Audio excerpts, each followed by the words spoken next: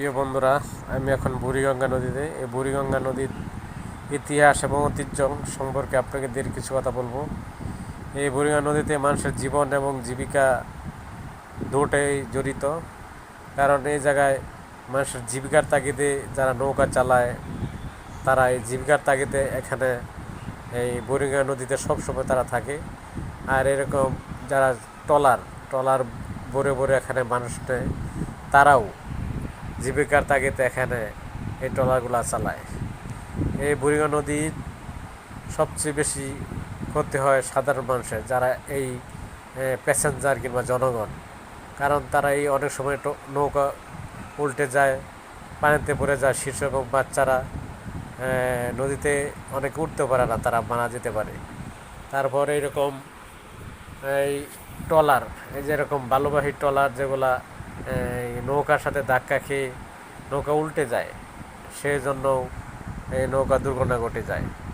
আর এই বুড়িগঙ্গা নদী এটা সবচেয়ে গুরুত্বপূর্ণ একটা নদী, যেখানে এইবার কেরানীগঞ্জ, এইবার সদরঘাট, ঢাকা, যে দুই সাইডে যে দুইটা শহর এলাকা, দুই সাইডের প্রতিটা মানুষের প্রতিদিন কোনো না কোনো কাজের ক্ষেত্রে তারা এখানে যাওয়া আসা করা লাগতে পারে। কারণ যারা এই কেরানীগঞ্জ যারা থাকে, তাদের ছোট ছোট গার্মেন্টস আছে, দোকান আছে, তারা এই সদরঘাট থেকে প্রতিনিয়ত মাল নিতে হয়, মাল নিয়ে তারা এই কেরানীগঞ্জে শিলায়। সেজন্য যারা ব্যবসা করে, যারা ব্যবসার সাথে জড়িত, প্রত্যেককেই এই বুড়িগঙ্গা নদী 1 থেকে 2 বার 3 বার পর্যন্ত পার হতে হয় এবং তাদের মাল নিতে হয়। সেই জন্য এই নদীটা একদম নদী শহরের মাঝখান দিয়ে বয়ে গেছে। আর এই নদীটা এখন বর্ষাকাল, সেজন্য প্রচুর পানি একদম পরিষ্কার পানি ঝিলমিল করতেছে, যেটা কোনো সময় শীত আসলে দেখা যায় না। শীত আসলে এই পানি কালো হয়ে যায় এবং গন্ধ বের হয়।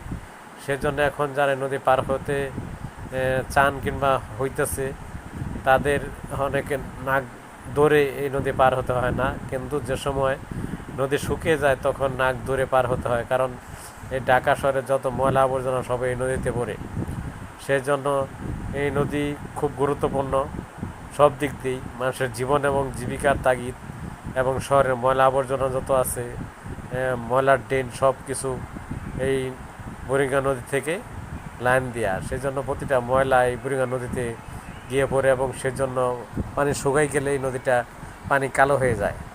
আর বৃষ্টির দিনে নদীর চেহারা আরও বেশি পাল্টে যায়, নদীর সৌন্দর্য আরও বেশি ওঠে। এখন বৃষ্টির দিন, এখন বৃষ্টি পড়তেছে, এই বৃষ্টির দিনের সৌন্দর্য এই বুড়িগঙ্গা নদী আরও বেশি সুন্দর, আরও বেশি স্বচ্ছ। আর এইরকম বড় বড় জাহাজ, এরকম বড় বড় স্টিমার এখানে রাখা হয়। এই স্টিমার দিয়ে প্রতিনিয়ত ফরিদপুর থেকে শুরু করে বিভিন্ন বরিশাল যত লোক আছে এই স্টিমার দিয়ে যায়, যেটা এই মানুষের জীবনে সবচেয়ে বেশি গুরুত্বপূর্ণ। সবাই ভালো থাকবেন। আল্লাহ হাফেজ। এই মিথ্যেটুকু